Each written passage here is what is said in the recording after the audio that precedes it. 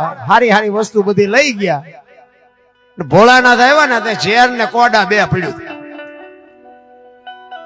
એ કે વધ્યું આપણે આટું કઈ કે ઝેર ને કોડા બે છે કે ઝેર લાવો કોડા નહીં. ઈ ઝેર આપ્યું બાબુ. ઈ ઝેર કેવું હતું કે ધરતી ઉપર પડે ને ધરતી ફાટીને ફડાળિયા થઈ જાય. ઈ ભોળાનાથે કંઠમાં રાખી નીલકંઠ કહેવાય ગયા. તેથી માર્કુંડ ઋષિને એમ થયું કે આજે ઝેર જીરવી શકે ને એ મહામંત્ર જીરવી શકે, બીજાની તાકાત નથી. હવે અત્યારે હાલીને તુલી બધા કહે છે કે આને મહામંત્ર કહેવાય. ભોળાનાથ કરતા આપણે હોશિયાર રહીશું તો આપણા બધાની પાસે આવ્યો છે આ મહામંત્ર. અમુક અમુક તો બોલતા હોય ને તો હું તો આમ પાણાની મૂર્તિ જેવો થઈ જાઉં. આપણે એમ થાય કે ભોળાનાથ પોતે બોલે છે કે શું? અરે બાબુ વાતું બધી આખી પડી છે. આના ભરોસે હાલી જવાની વાત છે. બાકી આમાં મને તમને કાંઈ ટપા પડે એવું નથી. એક એનો ભરોસો રાખી, એક એનો વિશ્વાસ રાખી અને નામનું ભજન કર્યા જાવ બસ. બીજું ઊંડું ઉતરવાની કોઈ જરૂર નથી. ભોળાનાથ અને મા પાર્વતી હિમાલય માથે બેઠા હતા ને. જાણીતો ઇતિહાસ છે. દક્ષ પ્રજાપતિ એમના સસરાએ બાપુ જયારે યજ્ઞ કર્યો ભોળાનાથ ને આબરૂના ધજાગરા કરવા હતું. એટલે ભોળાનાથ ને આમંત્રણ નથી આપ્યું. યજ્ઞ નું આયોજન કર્યું દક્ષ પ્રજાપત. અને બધા દેવો આમ જવા માંડ્યા. પાર્વતી માં પૂછે છે ભોળાનાથ ને કે આ બધા ક્યાં જાય છે? એ કે તમારા બાપા યજ્ઞ કરે અહીંયા જાય છે. તો કે આ બધા અહીંયા જાય ને આપણને આમંત્રણ નહીં? તો કે નો દે, નો દે, આપણે નો ગમતા હોય નો દે. તો કે હાલો જવું છે? કે ના જવાય નહીં, આમંત્રણ નો અહીંયા નો જવાય. એ કે ના જવું છે. કારણ કે ભોળાનાથ ને આની પેલા નારદજીએ બાપુ દિવાળી મૂકેલી શંકર ભગવાનના ઘરમાં. પાર્વતી માને કીધું એ કે એકલા હતા. એ કે માં ભોળાનાથ ક્યાં ગયા? કે એ તો હિમાલય ઉપર છે. કે હું શેરદુનો રાહ જોતો હતો, તમને એક મારે વાત કહેવાની હતી. આજ તમે એકલા છો મારે મેળ પડી ગયો. એ કે મહામંત્ર ની તમને વાત કરી? કે ના હજી તમને કે મહામંત્ર આપ્યો જ નથી. એ કે ના અરે તમારી બોલી મારું નામ ન લેતા પણ એમની પાસે માગી લઈ ગયો. દિવાળી મૂકીને વી ગયા. અને ભોળાનાથ આવ્યા ને પછી પાર્વતી માં કે તમારી પાસે મહામંત્ર છે? ભોળાનાથ કે આના તરફથી ખબર જ નહોતી. કોઈને કીધું આ? એ કે કોઈ મહેમાન આવ્યું હતું? કે હા. તો હાચું. એ કે પણ મહામંત્ર નો આપે. કે શું કામ ન અપાય? હું તમારું અડધું અંગ છું, તમારી અર્ધાંગીની છું. મને તમે મંત્ર ના આપવાનું કારણ શું? ભોળાનાથ કહેવા આને કેમ સમજે? એ કે પણ નો અપાય, આની માટે પાત્રતા જોઈએ, આની માટે પરીક્ષા કરું તમારી. અને તમે જો પરીક્ષામાં પાસ થાવ તો કે કરો. એ કે એમ નહીં, અત્યારે હું તમને એમ કહું કે આમ ધૂપકો મારો તો તમે મારી દો, પણ સમય આવશે તેથી હું કહીશ. યા એમના પિતા જેથી યજ્ઞ કરતા તેથી ભોળાનાથે કીધું કે આમંત્રણ નો અહીંયા ન જવાય. એ કે ના જાવું છે? કે તો તમારા બાપનું ઘર છે, તમે જાઓ, હું નહીં આવું. અને અહીંયા ગયા. અને પછી જાણીતી વાત છે અહીંયા એમનું ભોળાનાથનું આસન નહોતું. માને કોઈ આવકાર નો આપ્યો. અને પોતે બહુ પસ્તાણા કે ભોળાનાથ ખરેખર કહેતા હતા નો આવ્યો હોત તો સારું હતું. પછી યજ્ઞમાં પડ્યા ને એ વીરભદ્ર નામના ગણ ને બાપુ ભોળાનાથ મોકલ્યા. યજ્ઞને ધ્વંસ કર્યો અને બધું કર્યું. અને પછી ભોળાનાથ આવ્યા અને પછી પાર્વતી માના બીજી વાર પાણી ગ્રહણ કરી. અને પછી પાર્વતી માને ભોળાનાથ કહે છે કે આ તમારી પરીક્ષા હતી, મેં ના પાડીને તેમ ન માન્યા ને, તમને મહામંત્ર ન દેવાય, તમે પરીક્ષામાં પાસ નથી. તો કે એક વખત ચાનસ આપો. કે ના એ વાત પતી ગઈ. એ કે ના એક વખત. પછી રામ ને લક્ષ્મણજી સીતાજીની શોધ કરવા માટે નીકળ્યા. એની પેલા ભોળાનાથે પાર્વતી માને વાત કરી કે રામ છે ને આવા પૂર્ણ પુરુષોત્તમ મહાપુરુષોત્તમ છે. તેથી આ સીતાજીની શોધમાં બે ભાઈ નીકળ્યા ને તેથી પાર્વતી માને શંકા ગઈ કે બૈરા હાટું જાળવે રોવે આ રામમાં હોય શું? એટલે ભોળાનાથ ને કે હું રામની પરીક્ષા કરવા જાઉં, સીતાજીનું સ્વરૂપ લઈ અને જાઉં.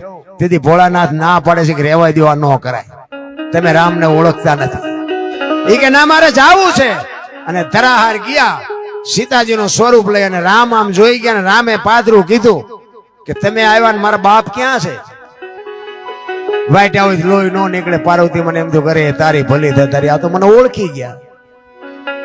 આવ્યા ને પછી ભોળાનાથે કીધું કે આ તમારી બીજી પરીક્ષા, આમાં હજી તમે પાસ નથી થયા, હજી તમને મહામંત્ર ન દેવાય. તો કે હવે મહામંત્ર દેશું કે રામ અવતારમાં. જો ઈ રામની વાત જુદી છે, આ રામની વાત જુદી છે. ઈ કે રામ અવતારમાં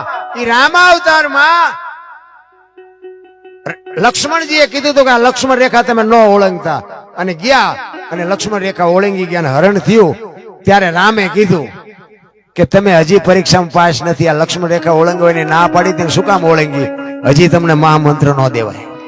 તો કે હવે કૃષ્ણ અવતારમાં દુર્વાસા મુનિ જેના ગુરુ મહારાજ રથમાં બેહાડી અને બે કૃષ્ણ પરમાત્મા અને રૂક્ષ્મણી બે રથને ખેંચે છે. આશ્રમ થોડોક છેટો રહ્યો. રૂક્ષ્મણીએ કૃષ્ણને કીધું કે મને તરસ બહુ લાગી છે, મને પાણી પાવ. ઈ કે આપણા ગુરુ છે ક્રોધી, અને હું તને પાણી પીશ ને તો હમણાં ખરાબ દેશે. એના કરતા પડકે હાલી આવે, હામો દેખાય આશ્રમ, હમણાં પોગાડીને પછી પાણી પાવું, નકર કે આ ખરાબ દેશે તો હું તું મારશે. ઈ કે હવે મારે એક ડગલું હાલે એવું નથી. ઈ કે પણ હવે આને કૃષ્ણ પરમાત્મા કે કેમ સમજાવી? 3 યુગ વી ગયા, હજી આની આંખ નથી ઉઘડતી. ઈ કે રથ હું એકલો ખેંચું, તું એકલી હાલી આય. ઈ કે ના, હવે ન હલાય. પગનો અંગૂઠો દબાવીને બાપુ ગંગાજી પ્રગટ કરીને પાણી પાયું. ગુરુ મહારાજ ઉતરી ગયા. ઈ કે તને તારું બૈરું વાલું છે હું? ઈ કે બાપુ તમે? તો કે તારું બૈરું ભલે રહ્યો, તું એકલો મને મૂકી જા. અને પછી કૃષ્ણએ કીધું કે આ તમારી પરીક્ષા હતી, હજી તમે પાસ નથી થયા, હજી તમને મહામંત્ર ન દેવાય. તો કે હવે રામદેવ અવતારમાં ઢેલડી નગર આપણું મોરબી રાવત રણસિંહને પ્રમોદવાનો વાયક જીદી ઝીલ્યું. તેથી રામદેવજી મહારાજ ને ઈ વાયક ઝીલ્યા પછી નેતલ દેને કહે છે કે આ જગ્યાએ જતી સતીની વાત, આ બાપુ સનાતન ધર્મની વાત તમને કરું. કારણ કે અમુક વાતો છે ને બાપુ એવા અધિકારી હોય તે નીકળે, બાકી તો ગરાક નો અહીંયા દુકાને શું ખોલવી. અમુક વાતો બાપુ 5 લાખ રૂપિયા ખર્ચીને કલાકારને લાવજો બાપુ, નહીં નીકળે. એવી મારી ગુરુ મહારાજની મારી માથે કૃપા છે. હું એવું અભિમાન નથી કરતો, બાકી આ દુનિયા મને સાંભળે છે ને બોલાવે છે ને, એ બાપુ કઈક જુદી બાબત છે. મને દુનિયા માને ન માને એની મને કોઈ જરૂર નથી. મારા સકન લે ન લે એની મને કોઈ જરૂર નથી. મારું હારું બોલે ન બોલે એની કોઈ જરૂર નથી. બાકી અમુક તો બાપુ પાવર થી હું કહું, મારી પાસે જે અમુક ટકા વાળી વાત છે ને બાપુ કોઈની પાસે નહીં હોય. મારા ગુરુ મહારાજ ની બાપુ એવડી કૃપા છે. અને મારો ગુરુ આજે આ દુનિયામાં છે નહીં, પણ બાપુ ગરાસિયાનો શું કરંટ છે એના કરતા 10 ગણો કરંટ હતો બાપુ. મને હોત હોપડાવે, હેઠીનો બે કે તારું પાંચું ન આવે આમ.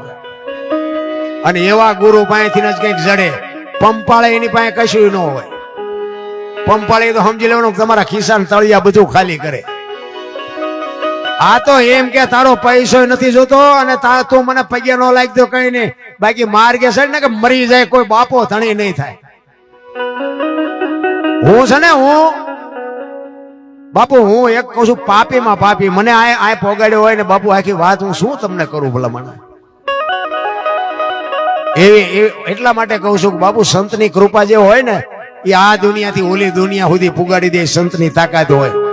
સંત એમ નામ નો તમે સત હોય ને, સાચું હોય ને સત કહેવાય. અને સતની માથે મીંડું સડે ને તારે સંત થવાય, એમ નામ સંત ન થવાય. નકરા પીળા પહેરીને કપાળ આખા રંગ્યા હોય, ટીશન સુધી ડેર ખાવ હોય, આપણે હાલા જતો હોય હાથ કરે, એ ભગત ખડા રે તેરા બેડા પાર. તમે રોટલા હાટું વંડીયું ઠેકો, શું અમારા બેડા પાર કરો? એમ નથી. એ તો બાપુ એના ચીપિયા ખાવાની તૈયારી હોવી જોઈએ, એની ગાળીઓ ખાવાની તૈયારી હોવી જોઈએ. અને અડધી રાતે એમ કે ને કે આ કામ કરવાનું, તમારા હાથે કામ પડ્યા મૂકીને જવાની તૈયારી હોવી જોઈએ. એમ નામ ન મળે. ઈ રામદેવ અવતારમાં નેતલ દેને કે છે કે રાવત રણસિંહને પ્રમોદવાનો છે ને વાયક આવ્યું છે ને એમાં જતી સતીને જવાનું હોય, સ્ત્રી અને પુરુષને જવાનું હોય. નેતલ દેને કીધું ને બાપુ નેતલ દે નો માન્યા. ઈ કે તમારે જ્યાં રખડું ત્યાં રખડો, હું એવી નવરી નથી. રામદેવજી બાપા કે હવે આને કઈ ભાષામાં મારે સમજાવું? હજી નથી. આ 5-4 યુગ ગયા ભેગી છે તો હજી આંખ નથી ઉગડતી. ડાલીબાઈ બાપુ એમના જીભની માનેલી બેન, ગાયોના વાસડા ચારવાનું કામ કરે. રામદેવજી બાપા હવારમાં દાંતણ કરતા હોય અને ડાલીબાઈ વાસડા લઈને નીકળે અને ભાઈને જય માતાજી કરીને વહી જાય. એ રામદેવજી દાંતણ કરતા હતા અને બાપુ વાસડા લઈને નીકળી. એ કે ભાઈ જય માતાજી. રામદેવજી બાપાએ કીધું જય માતાજી. ડાલીબાઈ કીધું કે ભાઈ તમારા મોઢા ઉપર કઈક ચિંતા હોય એવું લાગે છે. કે ના એવું નથી. કે ના તમે સાચું ન કહો, તમારી બેન ડાલીના સોગન છે. શું છે? એટલે એ કે રાવત રણસિંહ ને ઢેલડી નગર પરમોદવાનો છે. અહીંયા જતી સતીને જો વાત ઉપર ધ્યાન આપજો. જતી સતીને કીધું ને એમાં બાપુ ડાલીબાઈ નું કામ થઈ ગયું. જો પતિ પત્ની ને જવાનું હોય એમ કીધું હોત તો ડાલીબાઈ રહી જાય. જો આ શબ્દની મારી શબ્દ બાપુ પકડાઈ જાય ને એટલે ગોળ બંગાળનો રાજા ગોપીચંદ ને 92 લાખ માળવાનો ધણી ભરથરી સાધુ બની ગયા. શબ્દ પકડાઈ જવો જોઈએ. ઈ કે એમાં જતીને સતીને સ્ત્રીને પુરુષને જવાનું હોય અને તારી બા ના પાડે છે. હું વિચાર કરું છું કે અહીંયા જવાનું છે તેથી શું થશે? અને તેથી ડાલીબાઈ એમ કે છે કે સ્ત્રીને પુરુષને બેને જવાનું હોય તો કે હા. તો કે તમે પુરુષ છો ને મારી બા નો આવે તો હું સ્ત્રી છું, નો આવું, નો હાલું? બાપુ રામદેવજી બાપાની આંખોમાંથી પાણી પડ્યો. એ કે તું હાલ ખરી પણ જગત શું વિચારશે? તેથી આ ભારતની આર્ય નારી, તેથી જગતની જોગમાયા એમ કહેતી હોય કે હું તારો ઢીસણ દબાવીને બેસ, તારું પેટમાં જો પાણી ન હલતું હોય તો મને આવવામાં કોઈ વાંધો નથી. બાપુ આ કઈક કરી શકે. અને બાપુ જો આ ડાલીબાઈ કરી ગયા, નેતલ દે રહી ગયા. રામાબેન ના આખ્યાન રમતા છે એમાં તમે જોયું હશે. ડાલીબાઈ આવે માફ કરજો, નેતલ દે આવે ખાલી 4 ફેરા ફરવા, પછી કઈ કોઈ ઇતિહાસ માલપા દેખાતો આપણને નથી દેખાતો. રામદેવજીએ કીધું ઈ કે હજી તમે પરીક્ષામાં પાસ નથી, મહામંત્ર ન દેવાય. મને એમ થાય કે આ એમના બહેરાન નથી દીધો ને અત્યારે બધી હાલીને તુલી કે છે એમને કોઈને આપ્યો હોય છે.